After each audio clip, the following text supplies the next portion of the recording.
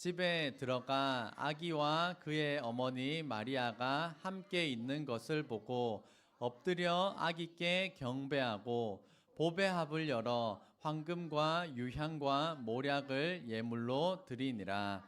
아멘. 기도하겠습니다. 할렐루야. 살아계신 하나님 아버지 감사드립니다. 예수님의 탄생을 축하하며 우리가 한 마음으로 또 예배드리도록 인도하심에 감사드립니다.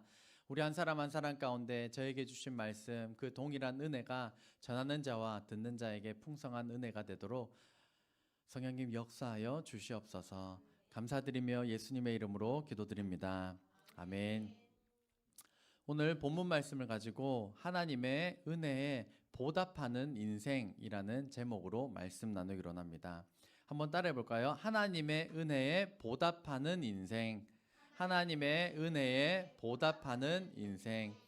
네, 오늘밖에 인사를 할 수 없기 때문에 메리 크리스마스 계속 인사하려고 합니다. 또 좌우로 앞뒤로 또 해주세요. 메리 크리스마스. 내일도 가능한 인사인가요, 이게? 내일 되면 지나서 이제 더 이상 하기 어려운 좀 그런 인사가 되기 때문에 저희 모든 것이 예수님의 탄생, 나심을 축하하며 저희가 준비하게 되었습니다.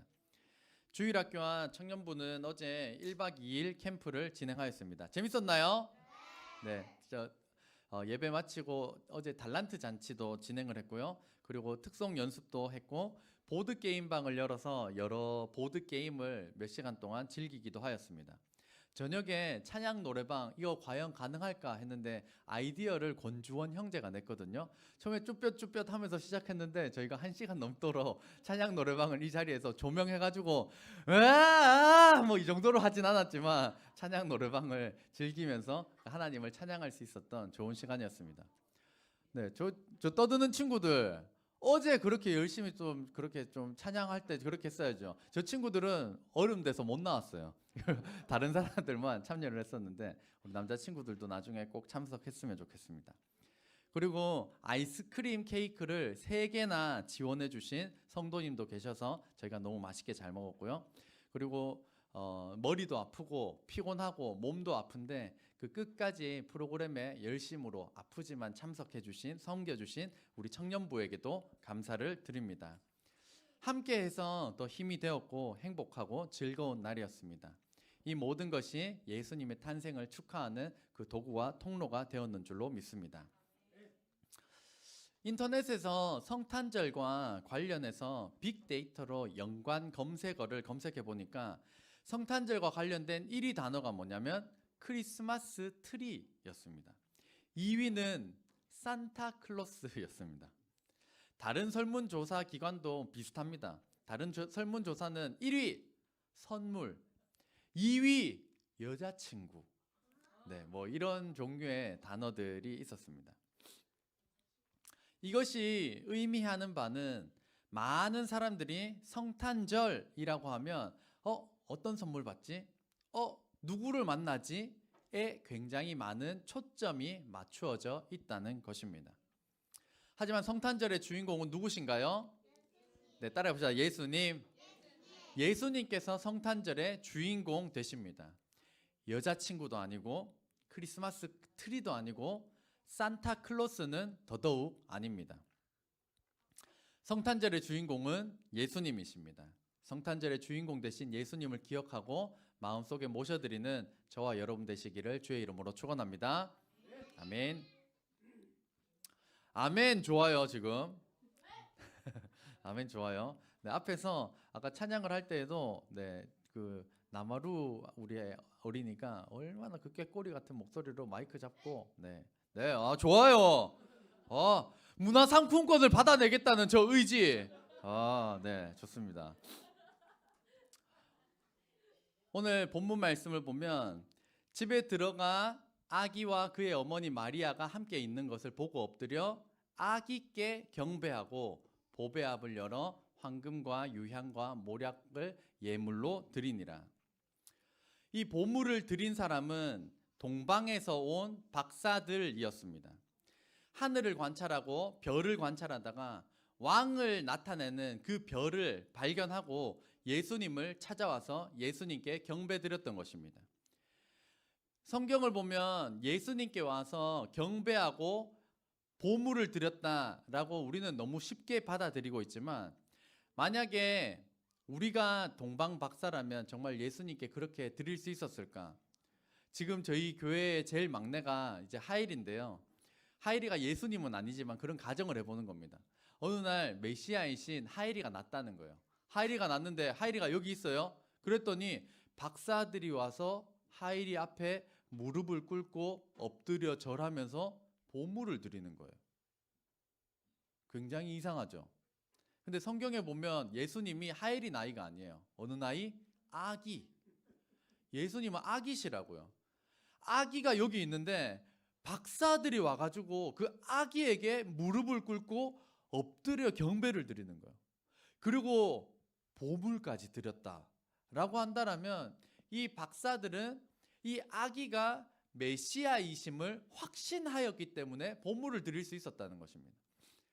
우리가 뭐 하일이에게 경배해라 그러면 무슨 하일에게 경배해? 그냥 뭐 용돈 조금 줄 수 있고 조금 칭찬해 줄 수 있는 그 정도에 머무르는 것이지 어떻게 아기에게 경배할 수 있느냐는 말입니다.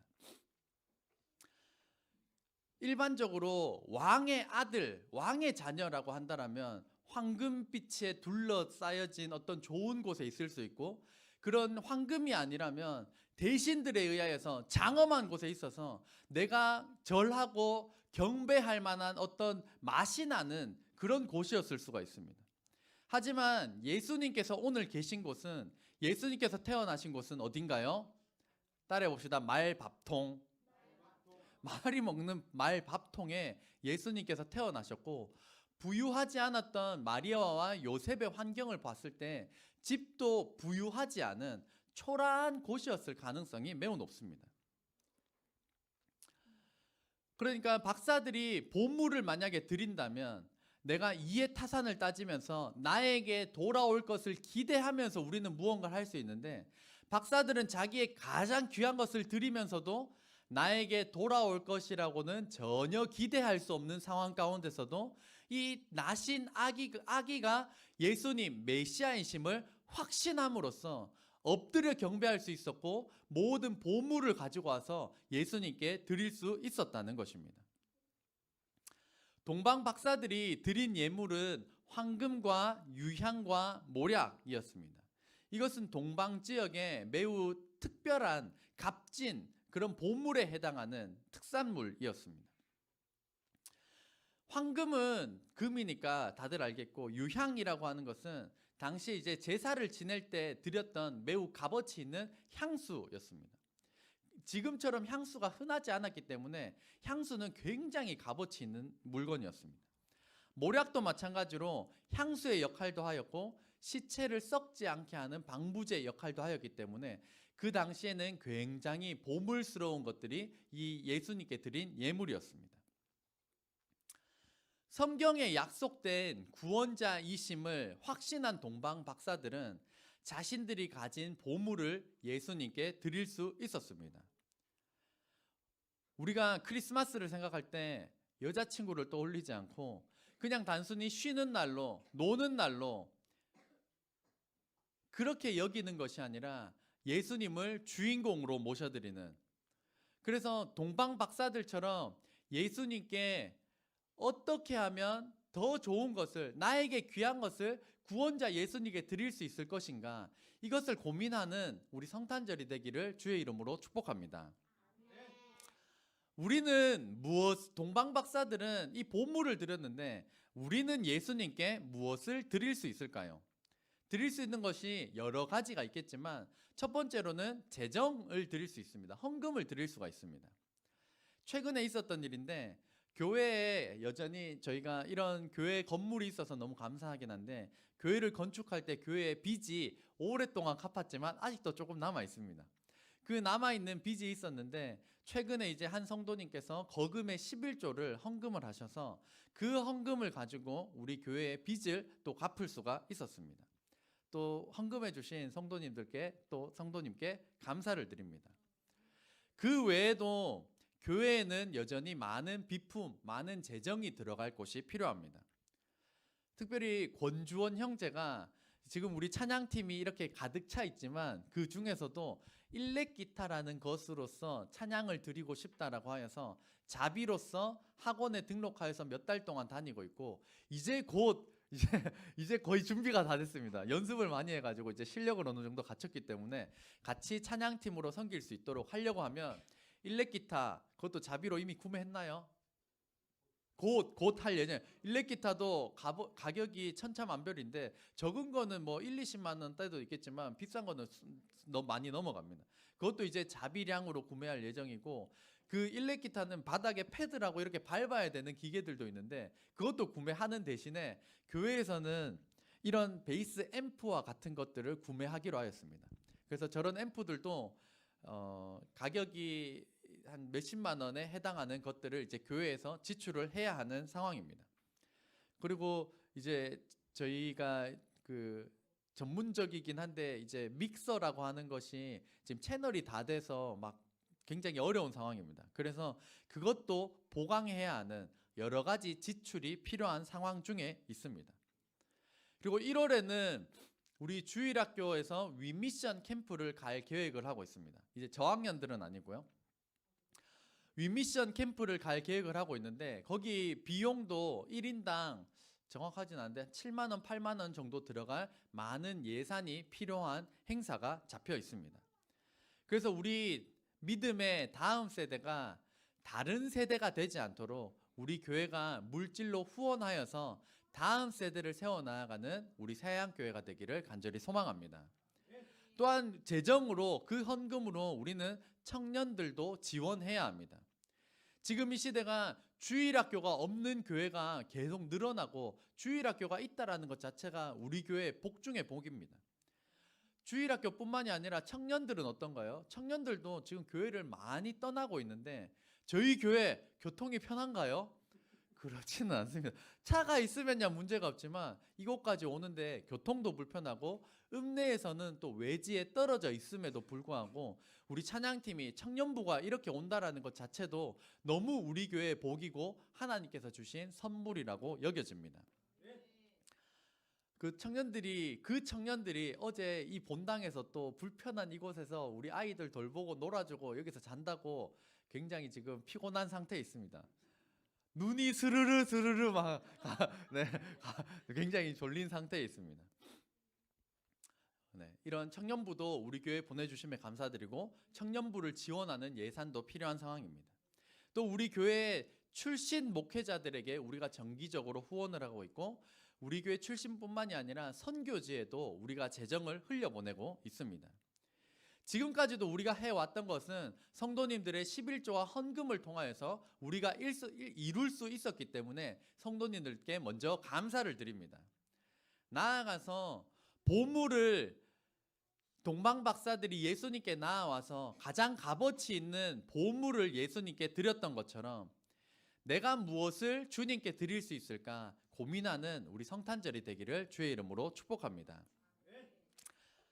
한 번 더 큰 소리로 아멘 합시다. 스티븐 모리슨이라는 장로님의 간증으로 오늘 말씀을 마무리하고자 합니다. 많이 피곤하시죠? 많이 피곤합니다. 막 여기저기 하품이 터져 나오고, 다행히 우리 주일학교 아이들이 취침 중일 거라고 생각했는데 그러진 않아서 또 너무 감사합니다. 스티븐 모리슨 장로님의 이야기만 드리고 마치려고 합니다. 스티븐 모리슨 장로님은 어릴 적에 불우한 가정에서 태어났습니다. 아버지가 어머니를 때리는 가정폭력이 있는 가정이었습니다. 아버지가 어머니를 너무 때리니까 이 어머니가 한날 마음에 결심을 한 겁니다. 자녀가 아들 2명이 있었지만, 5살, 3살 배기 아들 2명이 있었지만 자기가 맞다가 죽을 것 같으니까 도망가야겠다라고 마음을 먹고 기회를 엿보다가 도망을 쳤는데 남편에게 붙잡힌 겁니다. 붙잡혀서 더 두드려 맞았습니다.